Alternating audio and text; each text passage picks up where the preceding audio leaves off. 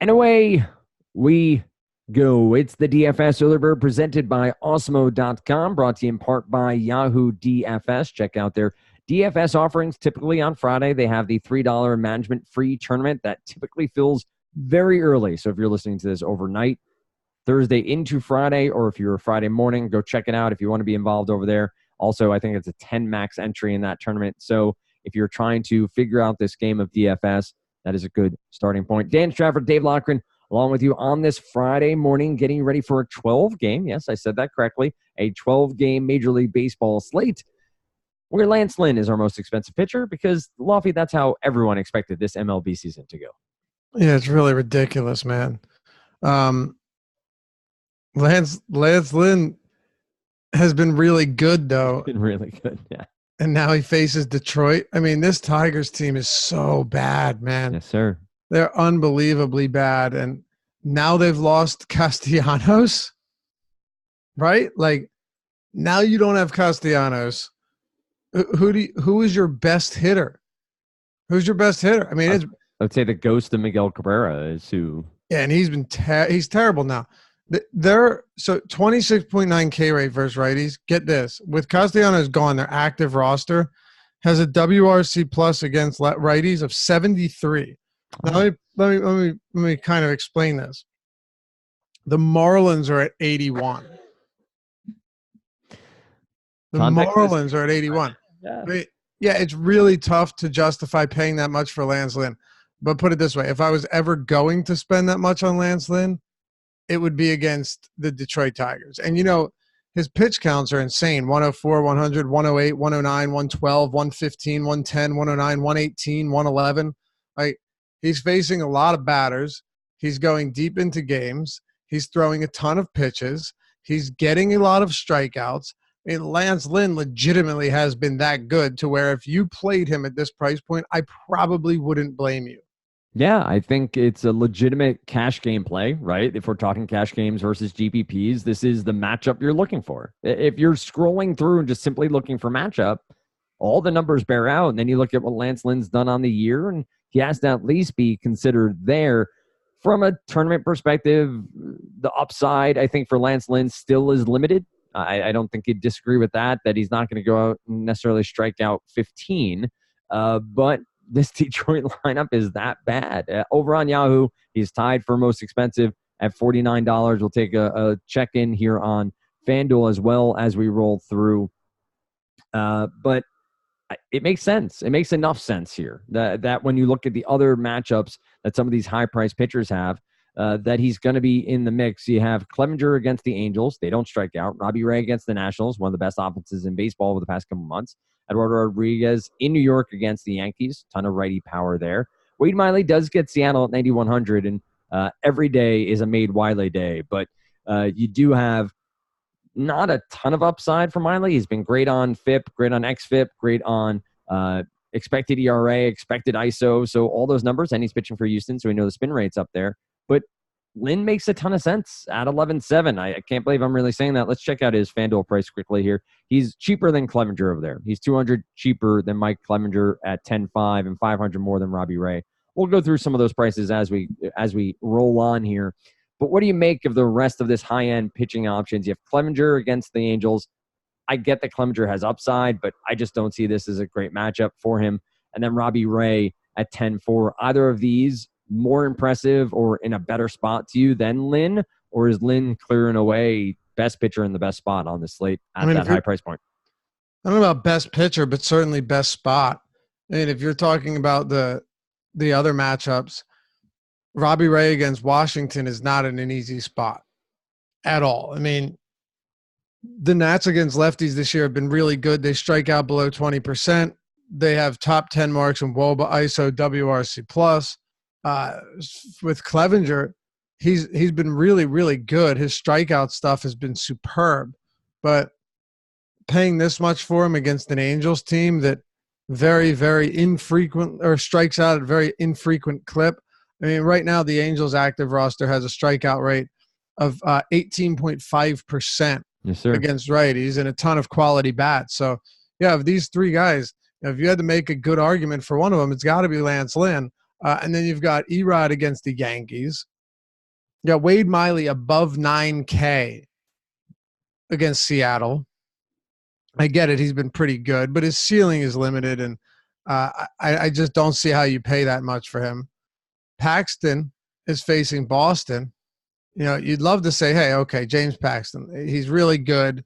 I think you need to consider him.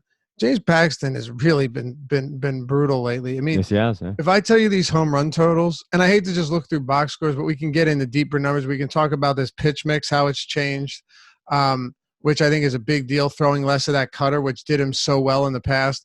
But 3 home runs, 1 home run, 0, 2, 1, 4 home runs last time against Boston. 4 home runs in 4 innings. I mean, James Paxton's not himself right now. And look, I'm always willing to roster good pitchers in bad spots, but it's a terrible spot, and I don't really know how Paxton is going to get the job done. I simply don't. So it gets really ugly, man. Like these are some really ugly spots. By the way, interesting to see that. Okay, Alex Wood, he returned last time out. I don't think I played that day. His second start of the season with Cincinnati against Atlanta, a lefty. No thanks, man. Kevin Gossman, dude, this is really ugly. Well, yeah, I think you touched on Wade Miley. I think if I would play Gossman. I'll let you finish, but I'll tell you why in a second. Go ahead. I think if you look at Wade Miley, we've slagged on him for about 6 years here on the podcast. The Made Wiley hashtag I've used many times over, but he's minus 270 on the money line. The Houston Astros against the Mariners. This is a Mariners team that, if you remember, started off something about 11-2, I think, on the year, and has been one of the worst teams since then in Major League Baseball. Yes, it's in Houston, so not a great park. It's supposed to be warm, whatever you want to go to there. So I think Miley makes at least a bit of sense at the high end. But Gausman's the name that stood out to me, too, at 8,300. I know there's a ton of downside. Honestly, it was Gausman and Martin Perez at 7,900, who in this mid-tier I thought were names at least worth considering. We can also talk a little bit about Dustin May and his debut against the San Diego Padres. But what are your thoughts on Gausman, and why do you think at least he's worth consideration when making that player pool on Friday? Well, I mean, Yasiel Puig's gone. Scooter Gennett, let's not pretend that he's been good, but he's gone. It's going to be a really ugly lineup going forward for this team, and I think that makes a big difference. Kevin Gausman will probably face a decent amount of righties. He strikes them out at a very high clip, gives up some power, but it's not a great American, and this Cincinnati team really doesn't have much of it. So, yeah, again, you have to look at it in context of what else on this slate is available, and Gausman becomes pretty appealing. And one of the reasons, too, is Gausman is one of the more volatile pitchers in the league. There's no question about that. He's going to give you some really bad starts, and you have to be ready for that. But he's got a 24% strikeout rate. He's striking righties out at what is it, 20, or is it lefties that he's striking out a higher clip this year? I can't remember now. I think it's either way. Kevin Gausman has a 23.8% total strikeout rate, and the numbers really aren't that bad. So the power that he's allowed has been an issue, but Cincinnati doesn't have a lot of it. And your alternative options here are, Erod against the Yankees, Miley at an elevated price point, Paxton, who's really struggled against Boston, Alex Wood against Atlanta, a lefty going up against this Braves team that can get super righty heavy and potent from the right side.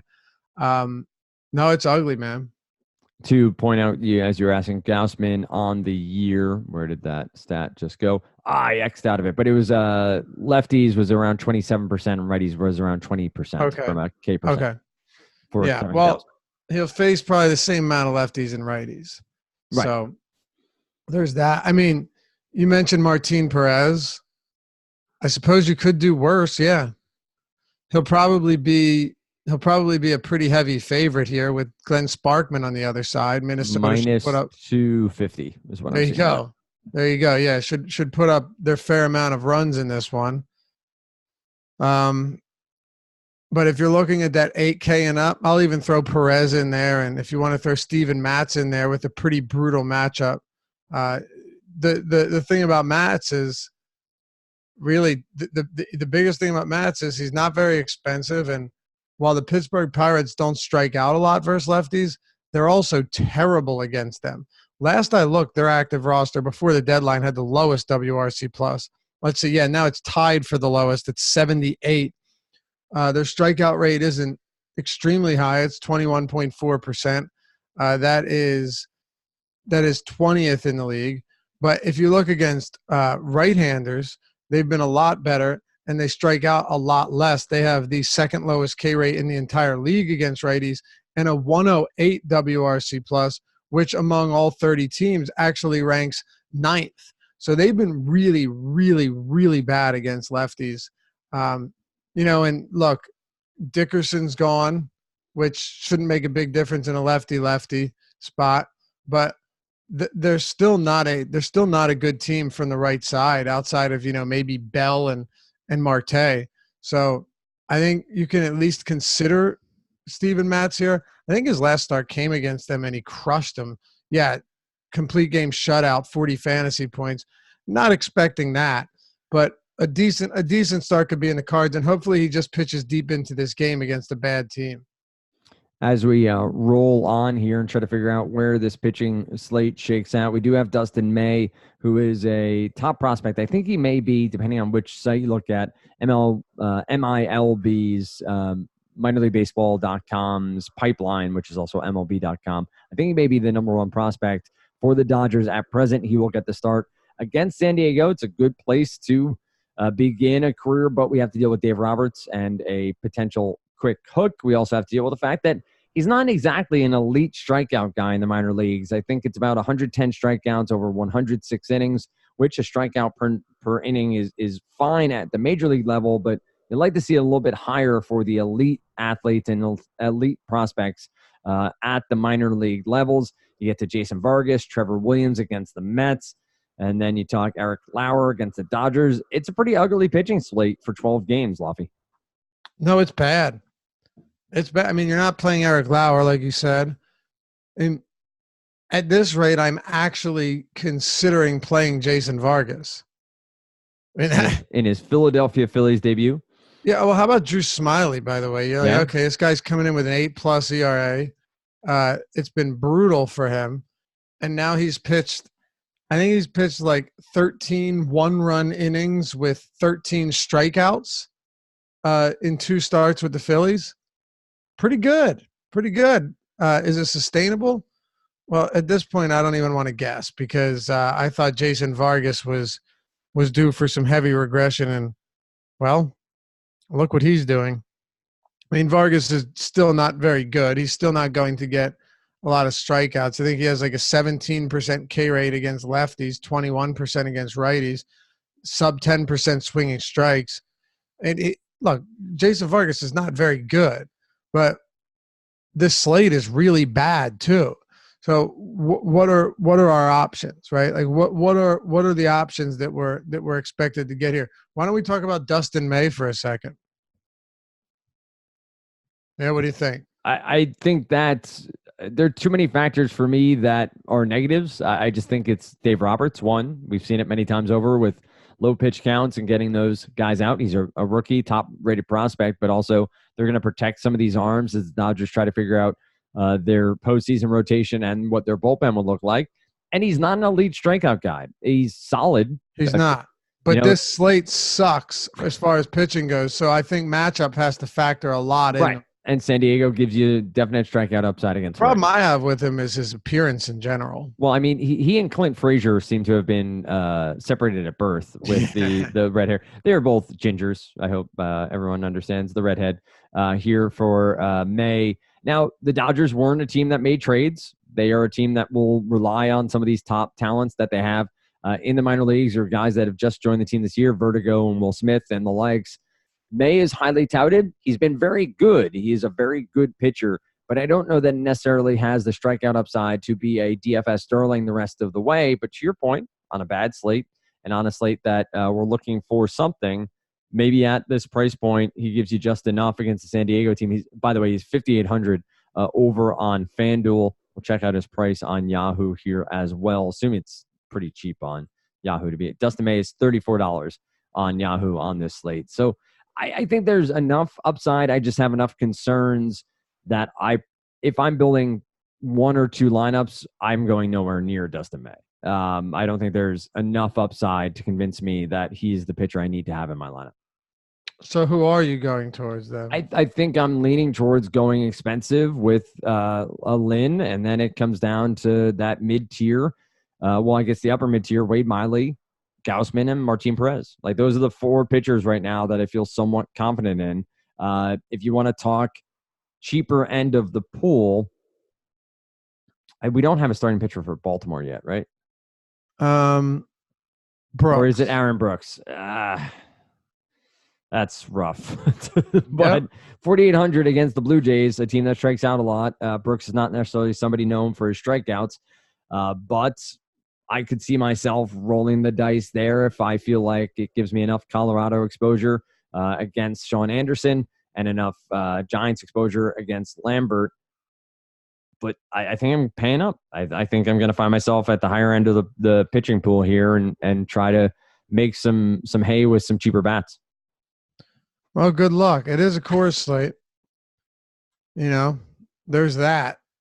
And you've got Sean Anderson and Peter Lambert going. So Godspeed, fellas. Dude, it's really bad. I could almost make an argument that Tyler Alexander is in play. I mean, I'm serious. I'm serious. The Rangers against lefties are not good. And this is something that I've been hitting on all season long, and it hasn't really changed all that much. They are really bad against lefties. It'd be nice to have Joey Gallo in the lineup just to give you a few more strikeouts, but he also hits them for a ton of power. They have an 84 WRC plus against lefties this season, okay? They've got a little bit of power, but they don't get on base well at all. They have 309 WOBAs, bottom 6 in the league, and their strikeout rate, 24.2%.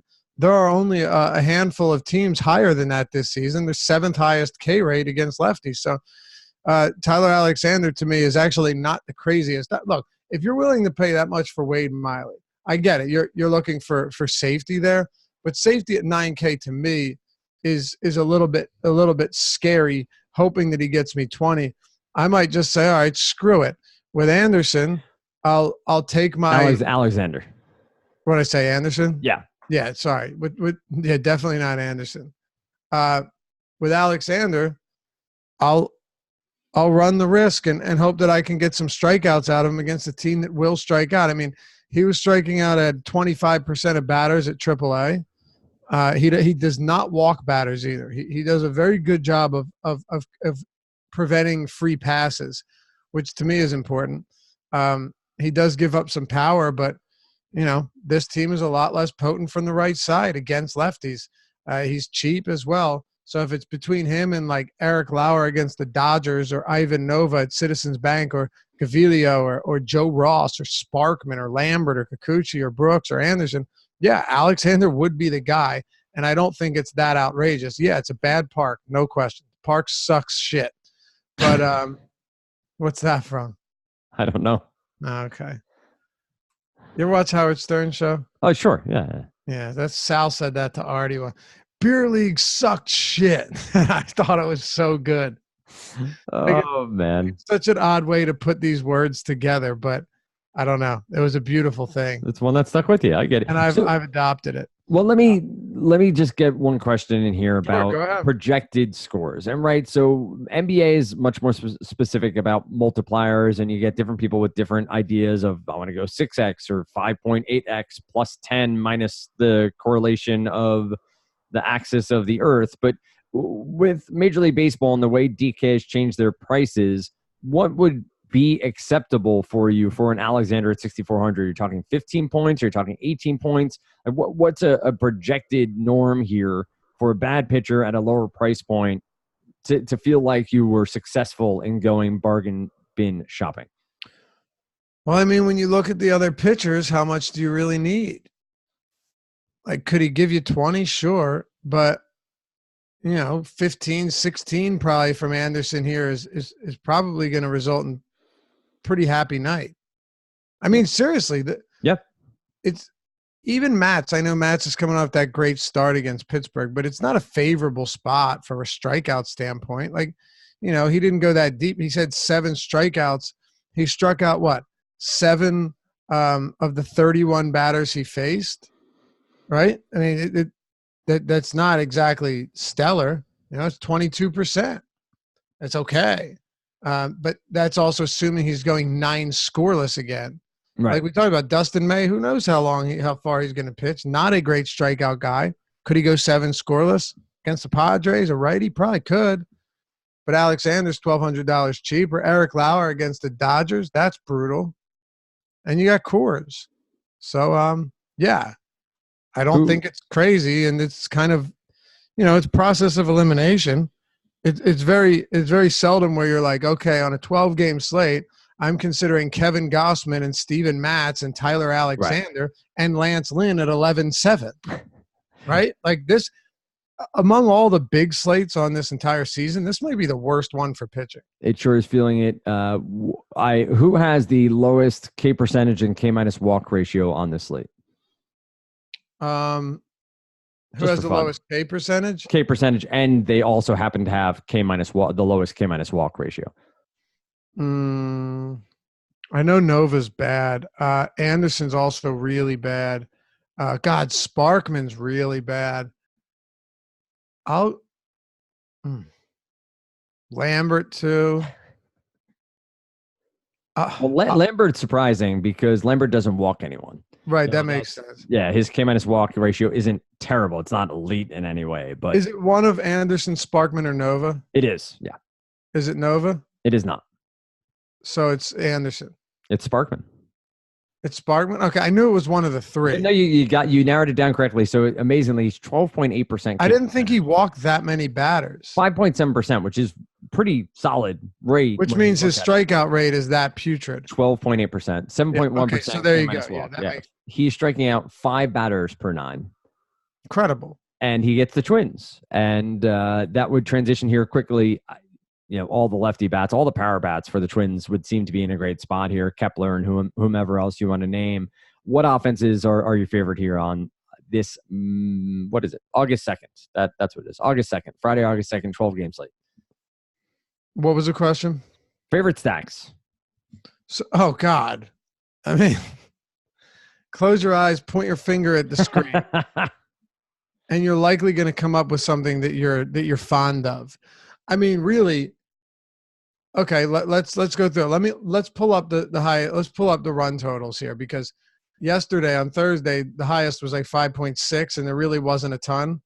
On this slate there has got to be monster totals. Now there's a good chance not everything is out, but let's give it a gander here. Okay, so the only lines we don't have are Toronto against Brooks and Angels against Clevenger. Outside of that, we're at 6-8 for Minnesota, 6-6 for San Francisco, 6-5 for Colorado, which makes no sense. That doesn't make sense that they would be dogs at home. No, That doesn't make any sense. That's going to come up. 6-4 for Houston, 6-2 for Texas. That's against Alexander, of course. 5-6 for the Yankees, 5-5 for Philly, 5-2 for Arizona, 5-1 for Boston, 5 for Atlanta, and 5 for the Dodgers. So you have 5 teams with implied totals above 6. Right? There you have it. Yeah. I like Minnesota. I like San Francisco too because they're cheap, or not cheap, but because of Lambert. I haven't looked at their prices. My assumption is if they are cheaper than they should be at Coors, they're going to be ridiculously expensive because we just see that way too often. Let's see here. I mean, Brandon Belt is $4,000 at Coors. Crawford's $3,700 if he plays. Yeah, some of these guys are inexpensive. They're going to be super popular. But yeah, Houston against Kikuchi, all those righties against Kikuchi, I really like that. Yep. Dude, it's loaded. And I like Philly against Ivan Nova. I'll also throw out there that I'll keep doing it because eventually it's got to happen. The White Sox against Vargas. I don't.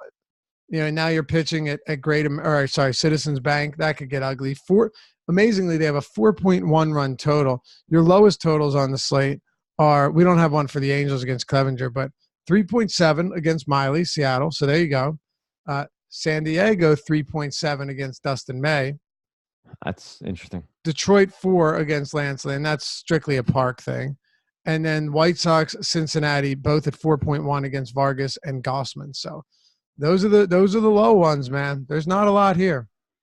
There is not. I may take a look at ownership percentages and have some Padres in my lineup, just assuming a rookie first start has some troubles and no real numbers to back that up, just playing more narrative there, and that Dave Roberts won't let him stay in long. So maybe get into the a little bit of the underbelly of the Dodgers bullpen earlier on than you'd want, get some extra runs out of that San Diego lineup. But nonetheless, Dave has your write-up. He will do some further research on this slate, and he'll enjoy every second of it.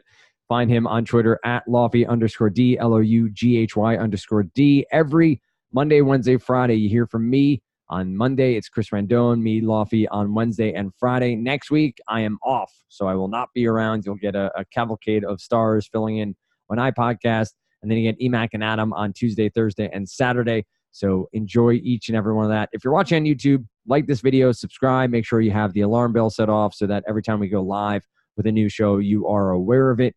And if you want to become a member of Awesemo.com, there are multiple ways in, but easiest one is using the promo code EARLYBIRD. That gets you 50% off your first month, and then you are set from there. Plenty of projections, both ownership and slate specific, available behind the paywall, articles, and so much more over there at Awesemo.com. Find Dave on Sirius 210 XM87 every Saturday and Sunday, and filling in along the way this summer as well. Is it still 5 to 7, or has that moved as well? Yeah, 5 to 7. Today, our Saturday show is 6 to 8, though. This one. But 5 to 7 Saturday, Sunday. Once we get into the football season, I believe we'll be doing 5 to 7 Saturday, 7 to 9 on Sunday, which is a lot of fun. It'll be Awesemo Fantasy Football Game Day, where we're breaking down all of the games from throughout the day, and going to be live with those fourth quarter games, or in the fourth quarter of those 4 p.m. games, which is also a great time. Absolutely. So check that out and find out how to sign up over at SiriusXM and the like. Typically, they give away a free month or two pretty regularly. So if you just want to check it out for a little while, you can do just that. Find me on Twitter at Dan Stratford, Awesemo_com for the website, Awesemo NFL, Awesemo MLB over on Twitter as well. Follow those handles. Pretty consistently giving away free content as well as free subscriptions to Awesemo.com. With that said, wish you the best of luck on Friday. I'll see you in a week. You get Emac, Adam, and Adam tomorrow morning right here on the DFS Early Bird, presented by Awesemo.com.